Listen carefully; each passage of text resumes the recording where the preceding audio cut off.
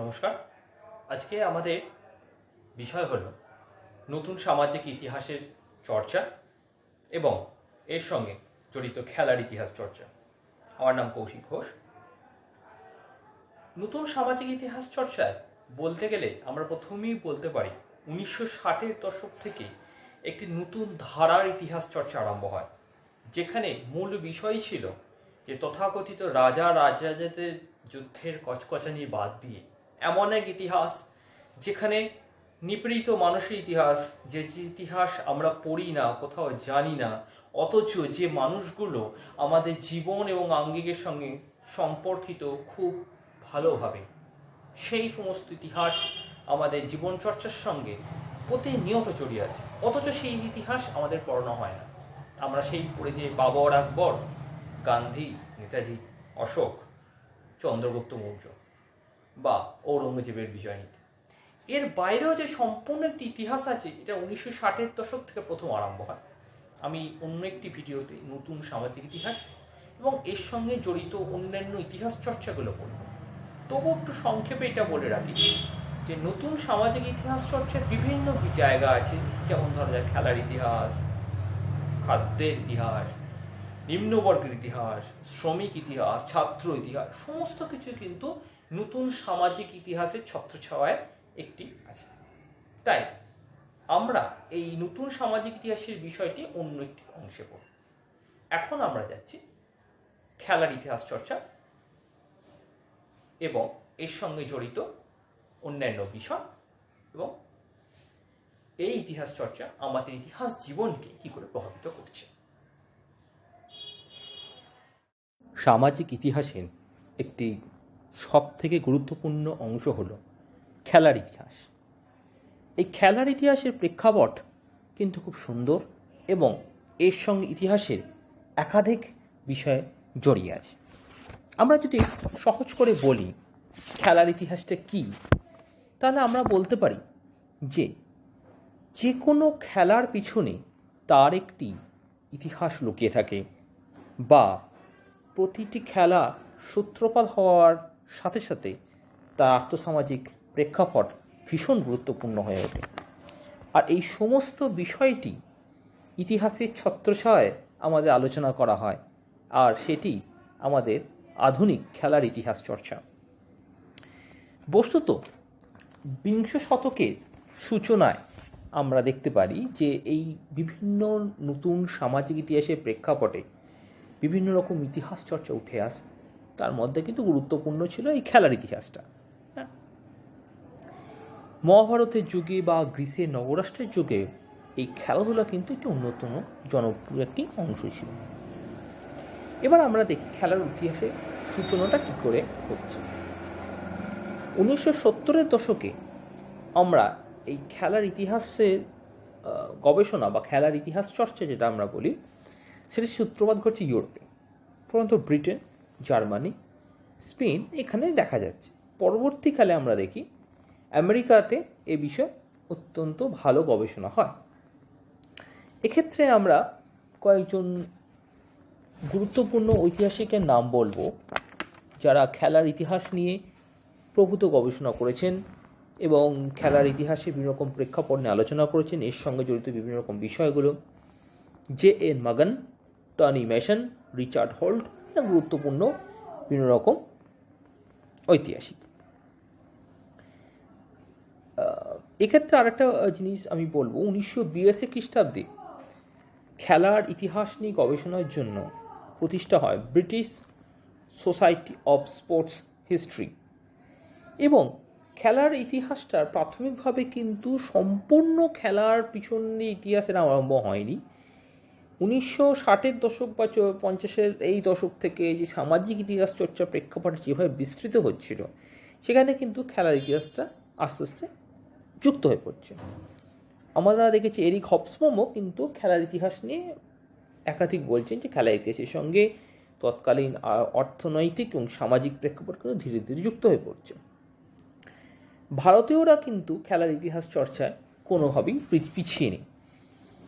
1988 খ্রিস্টাব্দে জওহরলাল নেহরু বিশ্ববিদ্যালয়ের ছাত্র একজন সৌমেন মিত্র প্রথম বাংলায় মানে ভারতবর্ষের মধ্যে খেলার ইতিহাস নিয়ে গবেষণা করেন। তার গবেষণার বিষয় ছিল ঔপনিবেশিক বাংলার ফুটবল, জাতীয়তাবাদ, সাম্প্রদায়িকতা ও উপপ্রাদেশিকতা। এছাড়া আরও অনেক ভারতীয় ঐতিহাসিক আছেন যারা বিষয়ে বিস্তৃত গবেষণা করেছেন। এরা কিন্তু সকলে আমি বলবো সামাজিক ঐতিহাসিক, সোশ্যাল হিস্টোরিয়ান, যেমন আশিস নন্দী, বড়িয়া মজুমদার, নলিন মেহতা, কৌশিক বন্দ্যোপাধ্যায়। এরা কিন্তু ভারতীয় অন্যতম ঐতিহাসিক যারা এই স্পোর্টস হিস্ট্রি বা এর সঙ্গে জড়িত বিভিন্ন বিষয়কে আলোচনা করেছেন। এখানে আমি কতগুলো ছবি তোমাদের দেখাবো। এটা হচ্ছে জে.এন. ম্যাগানের বিখ্যাত একটি গ্রন্থ, the games and ethics and imperialism, aspect of the diffusion of an ideal. J N. Mangan, এটা বিখ্যাত বই। আরেকটি আমি দুটো বইয়ের নাম এখানে দিয়েছি, দুটোই হচ্ছে বড়িয়া মজুমদারের লেখা। একটি হচ্ছে 11 গডস অ্যান্ড বিলিয়ন ইন্ডিয়ানস, খুব রিসেন্ট বই, খুব ফেমাস হয়েছিল বইটা, নিউজে প্রচুর এসেছিল। আরেকটি হচ্ছে অনেক দিন একটু পুরনো বই, 90 দশকে রিলিজ করে বইটা, 22 years to freedom, a social history of Indian cricket. Boria Majumdar প্রধানত ভারতের ক্রিকেটকে নিয়ে গবেষণা করছেন। তোমরা যদি খেলার সঙ্গে পরিচিত থাকো তাহলে দেখবে বড়িয়া মজুমদার মাঝে মাঝে কমেন্ট্রিতেও আসেন, আনন্দবাজার বা এই সময় পত্রিকাতেও প্রভূত লেখালেখি করেন। এছাড়া কৌশিক বন্দ্যোপাধ্যায়ের ফুটবল নিয়ে একাধিক বই লিখেছেন, goalless, the story of unique footballing nation. এছাড়া বাঙালিদের মধ্যে আমি আরেকজনের নাম আমি উল্লেখ করব, তিনি হচ্ছেন শঙ্করী প্রসাদ বসু। তিনি কিন্তু বাঙালিদের ক্রিকেট নিয়ে একাধিক বইপত্র লিখেছেন। এখানে আমরা বিশ্বে কিছু গুরুত্বপূর্ণ খেলার কথা উল্লেখ করি। খেলা কিন্তু একদম সেই প্রাচীন যুগ থেকেই শুরু হয়েছে। গুহাবাসী জীবন থেকেই কিন্তু খেলার উদাহরণ আমরা বিভিন্ন জায়গায় পেয়ে থাকি, সেটা আলতামারি গুহাচিত্রই হোক বা ব্যাবিলনের উদ্যানেই হোক। প্রাচীন ব্যাবিলন, মিশর এবং গ্রিসে একাধিক ক্রীড়ার প্রচলন আমরা পাই, যেটা এখনও আমরা প্রচলিত দেখতে পাচ্ছি, যেমন কুস্তি, জ্যাভলিন, সাঁতার, লং জাম্প, ঘোড়দৌড়, এই ধরনের একাধিক ক্রীড়ার প্রতিযোগিতা আমরা দেখতে পাই। এক্ষেত্রে আমি আরেকটি জিনিস বলবো, যেটা হচ্ছে একটি গুরুত্বপূর্ণ লেখমালা, সেটা হচ্ছে বোঘাস্কই শিলালেখ। বোঘাস্কই শিলালেখতে কিন্তু রথের দৌড়ের একটা প্রতিযোগিতার কথা বলা আছে। আমি যখন ভারতের খেলার কথা আসবো এই বিষয়ে আরেকটু বলবো। এছাড়া বিশ্বে একাধিক ক্রীড়া আছে যেগুলো আমাদের বর্তমান যুগে অত্যন্ত প্রচলিত, যেমন হচ্ছে cricket, football, hockey, tennis, athlete, basketball, badminton, এগুলো খুবই ফেমাস এবং এইগুলো সবই কিন্তু প্রায় আধুনিককালে ক্রীড়া। এগুলো বিশ্বের যদি ক্রীড়ার প্রতিযোগিতার কথা আমরা বলতে চাই তাহলে প্রথমেই আমাদের যে নামটি মাথায় আসে সেটি হচ্ছে অলিম্পিক্স। 776 এডিতে অ্যাথেন্সে প্রথম আরম্ভ হয়, তারপরে মাঝখানটা একটা গ্যাপ তৈরি হয়। তোমরা যদি কেউ বলতে পারো যে পরবর্তী অলিম্পিক্স নতুন করে কবে আবার আরম্ভ হচ্ছে। এছাড়া আরও দুটি স্পোর্টস ইভেন্টের কথা আমরা এখানে বলতে পারি, সেটি হচ্ছে ক্রিকেট। ক্রিকেট হচ্ছে একটি গুরুত্বপূর্ণ ক্রীড়া প্রতিযোগিতা। 1975 খ্রিস্টাব্দে বিশ্বকাপ ক্রিকেট প্রথম ইংল্যান্ডে হচ্ছে, তবে এর আগে কিন্তু মহিলা বিশ্বকাপ আরম্ভ হচ্ছে পুরুষদের ক্ষেত্রে। ফুটবল বিশ্বকাপ খুব জনপ্রিয়, সর্বাধিক জনপ্রিয় একটি ক্রীড়া প্রতিযোগিতা। 1930 খ্রিস্টাব্দে প্রথম উরুগুয়েতে এই ধরনের ক্রীড়া প্রতিযোগিতা হচ্ছে। এছাড়া এশিয়ান গেমস, প্যারা অলিম্পিক্স, ব্রিক্স নেশনদের মধ্যে একাধিক tournament, tennis tournament, loan tennis tournament, একাধিক টেনিস টুর্নামেন্ট কিন্তু আমরা বিশ্বের বিভিন্ন জায়গায় দেখতে পাই। অল ওয়ার্ল্ডে অ্যাথলেটিক টুর্নামেন্ট হয়, চেস টুর্নামেন্ট হয়, এরা একাধিক টুর্নামেন্ট আমরা দেখতে পাই। ভারতে কিছু গুরুত্বপূর্ণ খেলা কিন্তু আমরা দেখতে পাই। আচ্ছা, ভারতবর্ষে খেলা কিন্তু ক্রীড়া কিন্তু বহু প্রাচীনকাল থেকে আমরা দেখতে পাই। রামায়ণে বা মহাভারতে কিন্তু ক্রীড়ার একাধিক উল্লেখ আমরা দেখতে পাই। প্রথম যে খেলাটা ভারতবর্ষের প্রেক্ষিতে বলা যায় সেটা হচ্ছে দাবা। দাবা এবং পাশা খুব ভারতের পুরনো খেলা, এবং এই খেলাটা মহাভারতের বিভিন্ন জায়গায় আমরা উল্লেখ পাই। শুধু তা নয়, লুডো বা যেগুলোকে বলে ডাইস গেম, যেগুলো লুডোর ছক্কা দিয়ে গেম হয়, সেখানে একাধিক আমরা দেখতে পাই। হরপ্পা মহেঞ্জোদারো সভ্যতায় আমরা এরকম একাধিক ডাইসের নমুনা পাইছি, বা দ্রাবিড়ীয় সভ্যতায় আমরা এখন ডাইসের নমুনা পাচ্ছি। এছাড়াও ছোটো ছোটো আঞ্চলিক খেলা আরও দেখতে পাই, যেমন হচ্ছে জালিগাট্টু। জালিগাট্টু হচ্ছে এমন একটি খেলা যেটাতে ষাঁড়ের সঙ্গে একটি খেলা আয়োজন হয়, এবং একটা সময় এইটাও নিউজে এসেছিল যে জালিগাট্টুকে নিষিদ্ধ করা উচিত কি উচিত না। এছাড়া ঘোড়দৌড়, তাস, এইগুলো কিন্তু উল্লেখ হয়। আইনি আকবরীতে বা আকবরনামাতে দুটো গ্রন্থেই কিন্তু তাসের একটি বড় প্রচলন আমরা দেখতে পাই। তবে তাসের যে নামগুলো বর্তমানকালে প্রচলিত আছে সেইগুলো নয়, অন্যান্য নামে আমরা দেখতে পাই। এছাড়া আরেকটা ধরনের খেলা প্রচলিত ছিল যেটি আমি এখানে উল্লেখ করিনি, সেটা হচ্ছে পোলো, হর্স পোলো, যেটা ঘোড়ার ওপর উঠে খেলতে হয়, এবং মুঘল আমলে এটা দারুণ পপুলার ছিল। ঘোড়ার ওপরে উঠে এই হর্স পোলো দেখা যায়। এছাড়া স্থানীয় খেলা অনেক গুরুত্বপূর্ণ, এবং স্থানীয় খেলার পিছনে ছোটো ছোটো অনেক ইতিহাস লুকিয়ে থাকে, সেগুলো অনেক গবেষণার বিষয়, যেমন হাডুডু, কুমিরডাঙ্গা, চোর পুলিশ, এই প্রতিটা খেলার কিন্তু একটা পিছনে ছোটো ছোটো ইতিহাস লুকিয়ে থাকে। তারপর ডাঙ্গুলি, হ্যাঁ, এবং এই যতদিন যাচ্ছে এই ধরনের স্থানীয় খেলাগুলো আস্তে আস্তে আমাদের হারিয়ে যেতে থাকছে। এছাড়া আন্তর্জাতিক খেলা অনেক আছে যেগুলো আমাদের ভারত সারা বিশ্বে যথেষ্ট উল্লেখযোগ্য নাম করছে। ক্রিকেট, ফুটবল, হকি, ভারোত্তোলন, টেনিস, এগুলো যথেষ্ট পপুলার খেলা, ব্যাডমিন্টন, এবং প্রতিটা জায়গাতে ভারতের সম্মানীয় স্থানে আছে। যা অলিম্পিক্সেও ভারত একাধিকবার পদক অর্জন করেছে, এবং এটা বেশ উল্লেখযোগ্য। এশিয়ান গেমস বা ন্যাশনাল গেমসেও ভারতবর্ষ যথেষ্ট স্পোর্টস ইভেন্ট ভারতবর্ষে কিন্তু দেখা যায়, এবং ভারতবর্ষে আন্তর্জাতিক মানে একাধিক স্টেডিয়ামেও আমরা দেখেছি। এখানে একটি গুরুত্বপূর্ণ বিষয় আমি এটা উল্লেখ করতে চাই। আরেকটি জিনিস এখানে গুরুত্বপূর্ণ যে সুকুমার রায়, অর্থাৎ রায় পরিবার কিন্তু ক্রিকেটের সঙ্গে একটা অদ্ভুতভাবে যুক্ত ছিল। এটা একটা সুকুমারের একটা বিখ্যাত কবিতা আছে, যেখানে এই ছবিটা আমি দিয়েছি। কবিতা হচ্ছে বোম্বাগড়ের রাজা। একটা লাইন ছিল বোম্বাগড়ের রাজায়: সভায় কেন চেঁচায় রাজা হুক্কা হুয়া বলে, মন্ত্রী কেন কলসি বাজায় রাজার কোলে, সিংহাসনে ঝোলায় কেন ভাঙা বোতল শিশি, কুমড়ো নিয়ে ক্রিকেট খেলে কেন রাজার পিসি। এই যে সুকুমার রায় যে কুমড়ো নিয়ে ক্রিকেট খেলার কথা বলছেন, এটা কিন্তু অনেক দিনের ঘটনা, মানে 1880 দশকের ঘটনা, অনেক পুরনো ঘটনা। আর সেই সময় রায় পরিবার কিন্তু একটা ক্রিকেটের একটা অন্যতম লেজেন্ড বলা যায়, এবং সুকুমার রায়ের বাবা উপেন্দ্র কিশোর রায়চৌধুরী, তারা 5 ভাই মিলে আমাদের বাংলাদেশে ঢাকা কলেজ ক্রিকেট ক্লাব তৈরি করে, এবং সারদা রঞ্জন কিন্তু বাংলা ক্রিকেটের জনক বলা হয়। এবং এই রায় পরিবারই কিন্তু আমাদের বাংলায় প্রথম, বা ভারতবর্ষে আমি বলবো প্রথম, ক্রিকেট সরঞ্জামের একটি কারখানা বা দোকান তৈরি করে। এখানে আরেকটি ছবি দেওয়া আছে, যেটা হচ্ছে পার্সি পরিবার। এটা হচ্ছে ভারতবর্ষের প্রথম একটি ক্রিকেট দল। এই পার্সিরা কিন্তু সরকারি চাকরিতে অনেকে থাকার জন্য এবং ব্যবসায়িক সূত্রে ইংরেজদের সঙ্গে ভালো যোগাযোগ ছিল, কিন্তু সেখানের ক্ষেত্রে ব্রিটিশদের সঙ্গে তাদের একটি প্রতিযোগিতা হয়, এবং এখানে তার একটি ছবি। এটা বিভিন্ন ক্ষেত্রে আমরা দেখি স্পোর্টস একটি অন্যতম গুরুত্বপূর্ণ হয়ে গেছে, আন্তর্জাতিক বিভিন্ন রকম স্পোর্টস হয়েছে, এবং তার পিছনে একাধিক কারণ আমরা দেখতে পাই।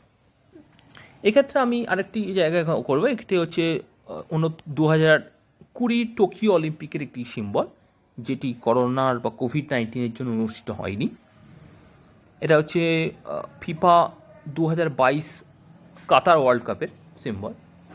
আর তোমরা জানো 2021 T20 ওয়ার্ল্ড কাপ ইন্ডিয়া হচ্ছে, কিন্তু সেটি হবে কি না একটা চরম অনিশ্চয়তার ব্যাপার দেখা দিয়েছে। এবার আমরা আসবো যে খেলার ইতিহাস চর্চার গুরুত্ব। প্রথম আমরা বলবো খেলার ইতিহাস চর্চা এটি জাতীয়তাবাদী প্রেক্ষাপট তৈরি করে। সমগ্র দেশ এবং পরিস্থিতি জাতীয়তাবাদ ভাবধারা বিকাশে কিন্তু খেলার ইতিহাস গুরুত্বপূর্ণ। যেমন 1911 খ্রিস্টাব্দে আইএফএ শিল্ড জয়, মোহনবাগান যখন আইএফএ শিল্ড জয় করে তখন এদের মধ্যে আমাদের পশ্চিমবঙ্গের বাংলার মানুষের মধ্যে প্রবল একটি ভাবধারা দেখা যায় যে আমরা ব্রিটিশদের হারাতে পারি, এবং তৎকালীন যুগান্ত ও অমৃতবাজার পত্রিকায় নিয়ে ব্যাপক লেখালেখি হয়। এবং জাতীয়তাবাদ কিন্তু একটা বড় ভূমিকা পালন করে।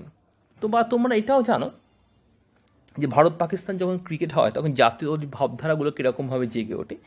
বা এর আগেও আমরা দেখেছি যখন অলিম্পিক্সের সময় 1936 খ্রিস্টাব্দে অলিম্পিক্সের সময় বার্লিন অলিম্পিকে কিন্তু জার্মানদের যে আইডিওলজি নাৎসি জার্মানদের, সেটা কিন্তু জার্মান জাতীয়তাবাদ কিন্তু ওই অলিম্পিকের মধ্যে ফুলে ফেঁপে ওঠার চেষ্টা করছিল। আরেকটা গুরুত্বপূর্ণ ব্যাপারে আমরা বলবো, এটা হচ্ছে আর্থসামাজিক প্রেক্ষাপট। আর্থসামাজিক প্রেক্ষাপট বলে আমি বলি প্রতিটা খেলার পিছনে একটি তার আর্থসামাজিক বিষয় জড়িয়ে থাকে। তার একটি সামাজিক কারণ থাকে, অর্থনৈতিক কারণ থাকে। যেমন বলা হয় যে ক্রিকেটের ক্ষেত্রে বলা হয় তখন ভারতীয়দের কিন্তু প্রাথমিকভাবে ক্রিকেট খেলার অনুমতি ছিল না। পার্সিরা প্রথমে এগিয়ে আসে, পরে সময়ের সঙ্গে সঙ্গে এটি দেখা যায়। হ্যাঁ, আবার অনেক ক্ষেত্রেই দেখা যায় যে সামাজিক বিধিনিষেধের জন্য মহিলারা কিন্তু ক্রিকেট খেলায় বা অন্যান্য স্পোর্টসে আগ্রহী হন না বা তাদের দেওয়া হয় না। মিডল ইস্টের কান্ট্রিগুলো কিন্তু এটা বড় উদাহরণ। বিভিন্ন সময় এ নিয়ে বিতর্ক হয়েছে। অলিম্পিক্সে ইরানের মহিলারা কিন্তু হিজাব পরেই ম্যারাথন বা অ্যাথলেটিক্সে অংশগ্রহণ করতে দেখা গেছে। বর্ণবৈষম্য বিরোধী আন্দোলনে কিন্তু খেলা একটি গুরুত্বপূর্ণ ভূমিকা গ্রহণ করে। গান্ধীজিও বারবার এটি আমাদের উল্লেখ করছেন যে খেলার যে এমন একটি বিষয় যেটা ধর্ম বর্ণ নির্বিশেষে একটি জাতিকে ঐক্যবদ্ধ করতে সাহায্য করে। বিভিন্ন সময় বর্ণবৈষম্য বিরোধী জায়গায় আমরা বিভিন্ন জায়গায় দেখতে পাই। ফুটবল ওয়ার্ল্ড কাপেও আমরা দেখতে পাই যে বর্ণবৈষম্য সংক্রান্ত বিষয়ে একাধিক প্লেয়ারকে সাসপেন্ড করা হয়েছে। ক্রিকেটে অল্পভাবেও দেখা যায়। একটা সময় ইংল্যান্ড কেনিয়ার বিরুদ্ধে খেলতে অস্বীকার করে বর্ণবৈষম্যের কারণে। এবং একাধিক জায়গায় আমরা এই ধরনের বর্ণবৈষম্য বিরোধী বিষয়টা কিন্তু এখানে অলিম্পিক্সেও বারবার দেখা গেছে। তো এক্ষেত্রে বর্ণবৈষম্যকে বিরোধ করার জন্য বিভিন্ন রকম স্পোর্টস অর্গানাইজেশন, ফিফা, আইসিসি খুব কড়া গাইডলাইন মেনটেন করে। আন্তর্জাতিকতা একটি সম্পূর্ণ নতুন একটি বিষয় বা বর্তমান প্রেক্ষাপটে সবথেকে গুরুত্বপূর্ণ খেলার আন্তর্জাতিকতা। এখন প্রতিটি খেলার মাধ্যমে একটি দেশের মাধ্যমে আর একটি দেশের সুসম্পর্ক তৈরি হচ্ছে, আন্তর্জাতিক যোগাযোগ বাড়ছে এবং একটি নতুন দিগন্ত খুলে উঠছে। বিভিন্ন দেশের ক্ষেত্রে আন্তর্জাতিক সমস্যা অনেক ক্ষেত্রে এক্ষেত্রে প্রকট হয়ে পড়ে। ইসরায়েল প্যালেস্তানের সমস্যা অলিম্পিক্সের ময়দানে একাধিক দেখা গেছে, বা ভারত পাকিস্তানের সমস্যাও কিন্তু ক্রিকেট ময়দানে অতটা দেখা যায়নি, তবে অন্যান্য অলিম্পিক ইভেন্টে কিন্তু বারবার দেখা যাচ্ছে। এরকম একাধিক আন্তর্জাতিক প্রেক্ষাপট কিন্তু গুরুত্ব। আবার অনেক দেশ কিন্তু আন্তর্জাতিক ভাবধারা, বাণিজ্যিকরণ বা ব্যবসা বাণিজ্য এইগুলোর জন্য একটা নতুন দিগন্ত করার চেষ্টা করে। এবং বড় বড় যে স্পোর্টস ইভেন্ট সমস্ত দেশগুলোকে কিন্তু একই সূত্রে বাঁধার চেষ্টা করে। আর সবথেকে গুরুত্বপূর্ণ যে বাণিজ্যিকরণ যদি খেলার উদাহরণ হিসাবে বলতে সবথেকে বড় ধরুন আমরা বলতে পারি আইপিএল। একটা সম্পূর্ণ নতুন এন্টারটেনমেন্ট জগৎ খুলে দিয়েছে, যেখানে বিভিন্ন রকম মিডিয়া পার্সোনালিটিস, লেখক, গবেষক, ক্যামেরা অনেকে যুক্ত আছে এবং সম্পূর্ণ একটা প্যাকেজ এখানে আইপিএল। এবং শুধু আইপিএল নয়, বাণিজ্যিকরণের উল্লেখ আমরা বিভিন্ন রকম ওয়ার্ল্ড কাপ, টেনিস টুর্নামেন্টের একাধিক জায়গা পাই। তো এইটি হলো আমাদের খেলার ইতিহাস চর্চা। এই বিষয়ে তোমাদের আরও কিছু যদি প্রশ্ন থাকে তাহলে নিচের কমেন্ট বক্সে জানাও। ধন্যবাদ।